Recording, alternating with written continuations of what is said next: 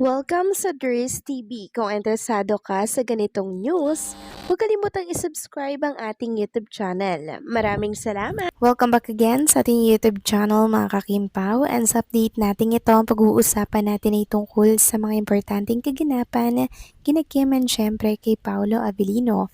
Pero bago po ang lahat, maraming salamat sa inyong patuloy na pagsuporta at pagsubaybay sa mga daily update natin. Kaya naman bilang pasasalamat, narito pang isang napili kong komento patungkol ito sa naging previous update. Mula ito kay Ginang Annalyn Hiccup, sabi niya dito, Hiders Kim Pao forever, kahit si Ate Heidi di nakasama, kahit isang bodyguard wala. Huwag niyo pong hanapin si Paolo, business po ni Kim yan. Lahat na lang po ginagawa niyong dahilan para masira sila, please lang. Wag po, okay lang sila, matured na po tayo. Wag na po nating gayahin ang ibang fans na toxic. Mas maingay po pagkasama si Paulo. Yes, tama po kayo dyan, Ginang Annalyn Hiccup. Matured enough si Kim and Paula Avellino. Alam na po nila ang kanilang ginagawa. Hindi naman ibig sabihin hindi natin sila nakikitang magkasama.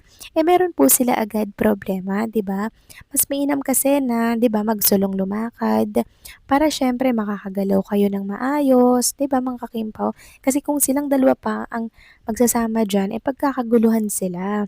And also mga kakimpaw, nakita rin natin yung isang security kasama po ni Trinita Princess dito po sa Zamboanga Airport. Yun lang sapat na mga kakimpaw para po hindi mapagkaguluhan si Trinita Princess, and also nakamas naman si Kim Chu, nakakap, 'di ba? Hindi siya makikilala ng crowd or ng mga tao.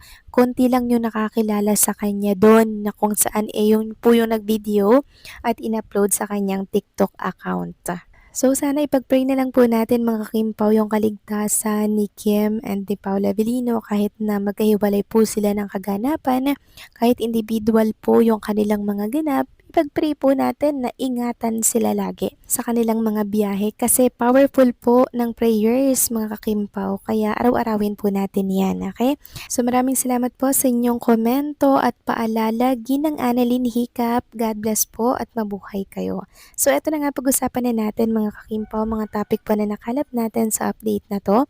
Unahin nating pag-usapan itong pinost ng isang account dito po sa X. So pinagsama-sama niya mga kakimpaw yung mga award ni Kim and ni Paolo. Ayan po pinagsama-sama niya sa isang frame. Sabi nga dito, The Unstoppable Power Tandem Kim Pao Talented Love Award winning. Mula sa screen hanggang sa puso ng mga ito, patuloy na nagbibigay inspirasyon sina Kim Chu at Paula Avellino sa bawat kwento, bawat eksena at bawat tagumpay. So thank you po sa gumawa nito per Kim and Paula Avellino. Very appreciated po ito ng mga Kim Pao fans at supporters na nagmamahal po sa kanilang dalawa. Samantalang reminders lamang mga kakimpaw, ngayong gabi po may ganap si Chinita Princess para po yan sa Bingo Mega Saya. 8 to 10 p.m. ata to mga kakimpaw. Magkakaroon po ng live ang Bingo Plus kaya abangan nyo po doon si Trinita Princess. Samantalang talakay naman natin mga kakimpaw ang napansin po ng mga Kimpaw fans dito po kay Trinita Princess kanina nang siya po ay bumalik dito po sa Ed Showtime. Syempre bukod po sa kanyang OOTD na color pink, kapansin-pansin din po talaga yung matang mugto ni Trinita Princess. At dahil nga dyan mga kakimpaw, sobrang dami pong nag-aalalang mga Kimpaw fans kung ano daw po yung nangyari kay Kim Chu, bakit daw hindi nakikita na magkasama with Paolo Avellino. So, uunahan ko na po ang lahat mga kakimpaw tungkol dito, okay? So, wala po tayong dapat ipag-alala kay Kim and Paolo dahil okay na okay lamang po ang kanilang relationship. Kung mugtuman po ang mata ni Kim Chu, wag po natin itong i-connect sa relationship na meron sila ni Paolo. Kasi ibang case po yun. Iba po yun mga kakimpaw. Dahil baka naman yung mata ni Chinita Princess na puyat lang ng husto. Baka hindi lang nakapag-concealer. Diba? Yun po kasi yun mga kakimpaw Kaya wag pong nilalagyan ng issue ng ibang mga fanay dyan or mga bashers. Wag na wag nyo pong lalagyan ng kulay ang anumang nakikita nyo at napapansin kay Chinita Princess or kay Paolo Avellino man. Dahil si Kim Chu matured enough 'di ba? Gano'n din si Paolo. Kaya ano pa yung magiging problema nilang dalawa? Stable na stable po ang relationship ni Kim and Paolo. Kaya sana wag po tayong magpapaniwala sa mga nababasa natin sa mundo ng social media. Samantalang talakayin naman natin ang tungkol dito sa post ng isang fan page dito po sa Facebook. Sabi niya kasi mga kakimpaw, may deleted IGs si Kimi baka daw masoko ng mga henyo sa Kimpawlandia. So nagbura daw po si Chinita Princess mga kakimpaw sa kanyang Instagram account. Anong binura niya? Yung picture ba mga kakimpaw? Alin doon? Kasi mukhang hindi ako updated sa mga binubura nitong si Chinita Princess. Bakit kaya kailangang magbura? Ano yung makikita doon? So medyo na curious ako ng very light mga kakimpaw ha sa picture na tinutukoy po dito.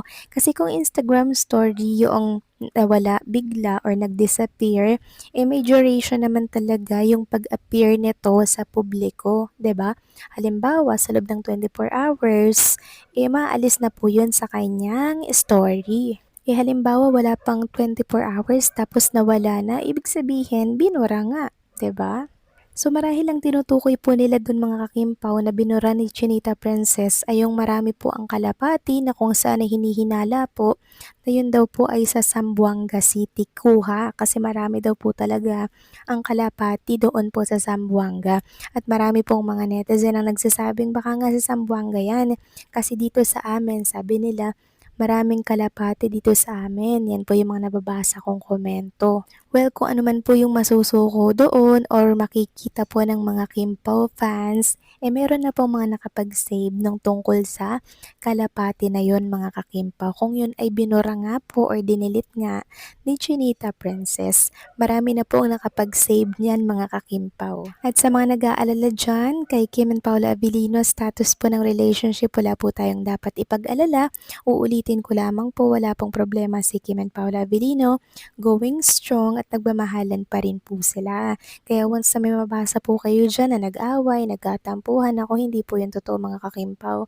Dahil sabi ko nga, very matured na po si Kim and Paula Abilino para sa mga ganyang bagay na napakasimple at napakababaw. Kaya hopefully, wag na po natin niyang paniwalaan pa, ededma na lang po natin ang ganyang mga issue dahil hindi naman po yun makakatulong sa ating buhay, 'di ba? Or sa ating kalusugan bagkus ay magkakapagpa-stress lamang ito, 'di ba? Kaya once na may makita kayong ganyan, deadma na lang po natin 'yan mga kakimpaw dahil sobrang daming magagandang blessings ang nangyayari sa buhay ni Kim and Paolo. Wala po tayong time sa mga negativity na yan na pinapalabas sa mundo po ng social media. Okay na okay si Kim and Paolo, magtulang ang mata ni Kim Cho, wala siyang problema, wala po silang problema ni Paolo. Yun yun mga kakimpaw. Kaya kalma lang, relax lang po kayo dyan, okay? So, paano mga kakimpaw? Hanggang dito na lamang po ang update natin at maraming salamat sa patuloy po na pagsuporta.